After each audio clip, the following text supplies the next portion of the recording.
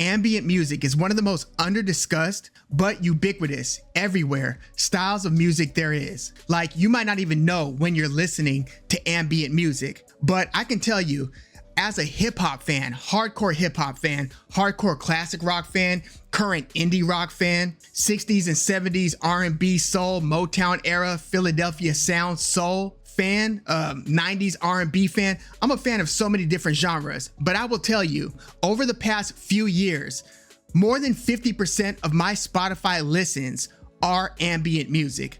I find ambient music to be the most rewarding, the most meditative, and the most calming, serene genre and subgenre of music that I've encountered.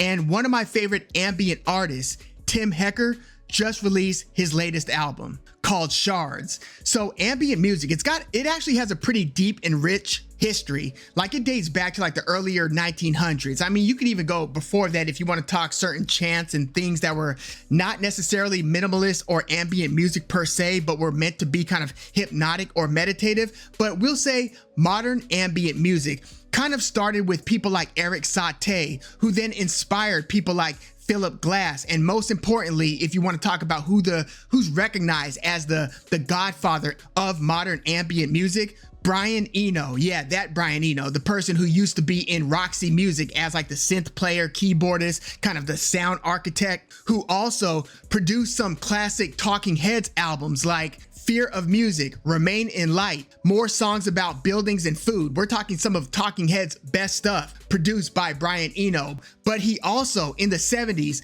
kind of pioneered modern ambient music, most notably with the album Music for Airports. It's just kind of this continuous tapping of certain piano keys, and it's supposed to be something that can be ignored as much as it can be enjoyed. That's kind of the beauty of ambient music. It could turn into wallpaper, barely there, where you don't even realize that you're listening to something, but then whenever you do choose to dial in and listen to it, you are pleased with what you're hearing. So Brian Eno's got a deep history, and I would say that he's probably the most important practitioner of ambient music. And you've got other people who even predated him, like John Cage. And there's this whole philosophy kind of behind the origins of ambient music. It was kind of rebellious as much as anything else. The fact that it was so unstructured, that it wasn't verse, chorus, that it wasn't abiding by the regular chord structure of other music like rock and roll and all of its derivatives.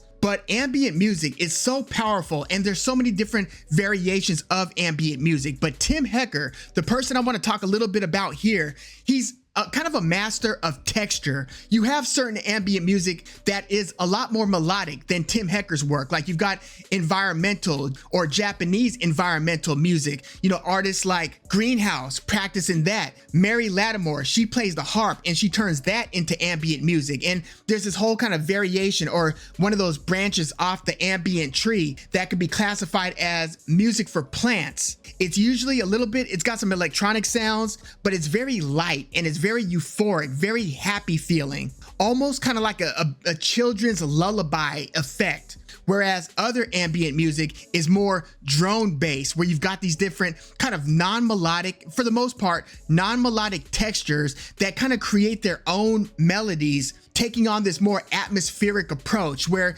yes, you do have some, like in the case of Tim Hecker, some of his best work like Rave Death 72, which is seen to be his best album, along with Harmony and Ultraviolet. Those are pretty much the two most notable Tim Hecker albums. But Rave Death 72, it does contain a lot of pipe organ, and there are other instruments that are kind of woven in, but there are often effects that are placed on the instruments that kind of add to this atmospheric sound. There's also something that's like more of a atmospheric, but it's like ambient techno or ambient house.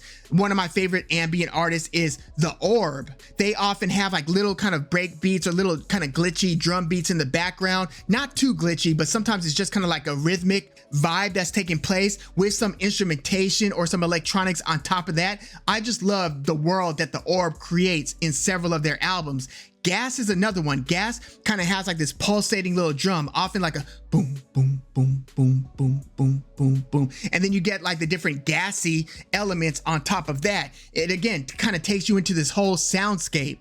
but I would say that Tim Hecker is probably among the very best in that early 2000s to 2010s era of ambient music. And when it comes to his catalog, I tend to favor those two albums, Harmony in Ultraviolet and Rave Death 72. Those are my favorite Tim Hecker albums. He's also scored some film, and that's another thing. You get a lot of ambient music in a lot of different movies and film. You know how I said you might not even be aware that you're listening to ambient music?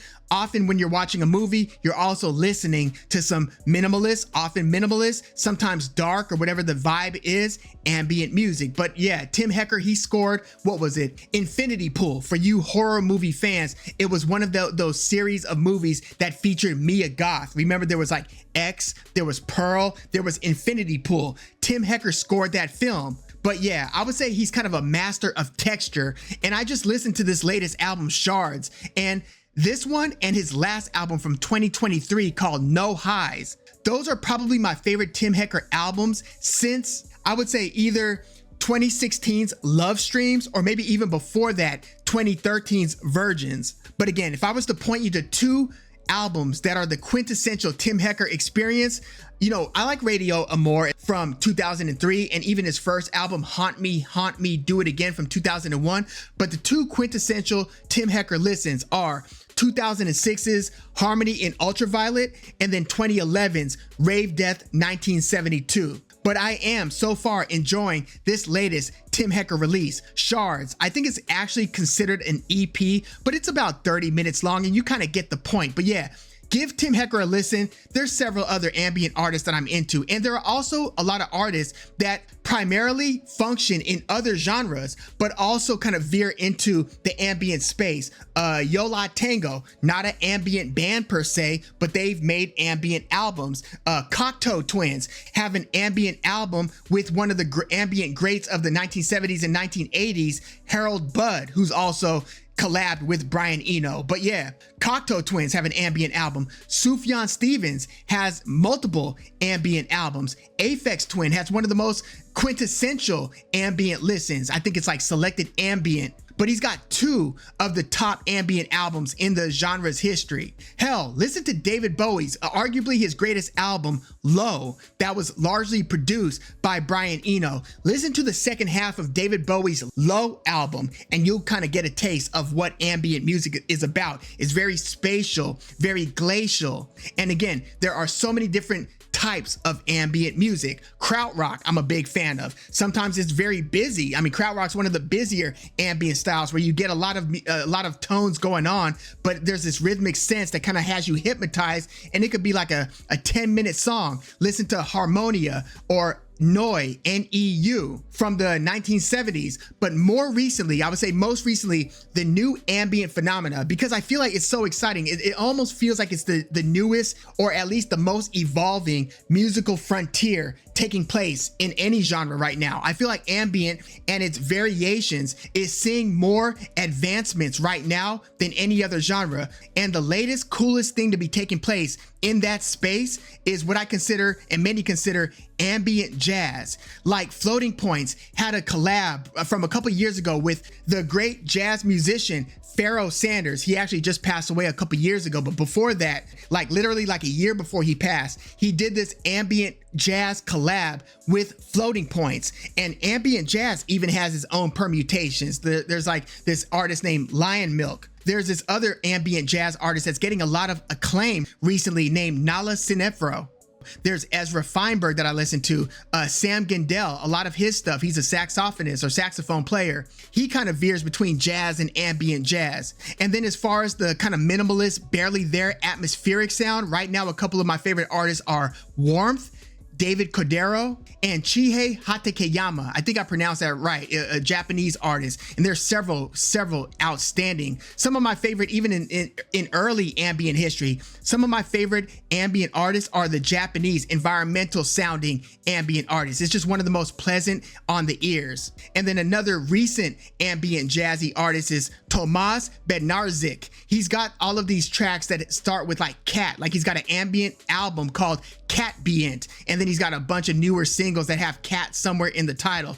Very, very, look, my partner recently went through labor. We just had our first son about 5 months ago, and the music that I was playing in the delivery room throughout the whole very, very long labor was Warmth and Tomas Bernarzik, the guy with all those cat titles. Again, super soothing, very non-intrusive. It doesn't demand your attention, but if you want to give it your attention, it's a very rewarding listen. Otherwise, it could just fade into the background. I love ambient music. Big fan of Tim Hecker. Give his latest release and those 2 quintessential Tim Hecker albums a listen. Again, Harmony and Ultraviolet and Rave Death 1972 to truly get an idea of what Tim Hecker is about. Let me know if you are also a fan of ambient music, whether you've been exposed to it, whether there are any artists that you really favor or that stand out to you. Let me know your thoughts in the comments. And look, I had done like a wrap up. I gave my favorite albums, or what I consider to be the best albums of 2024. I did a separate list for instrumental, ambient jazz, and ambient albums.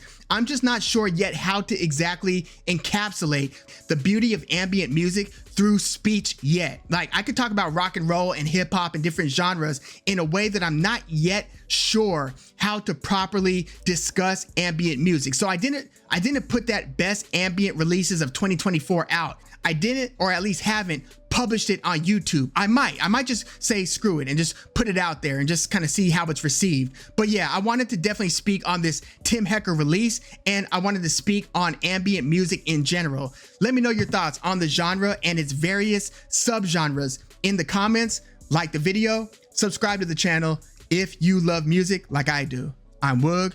Thanks for tuning in.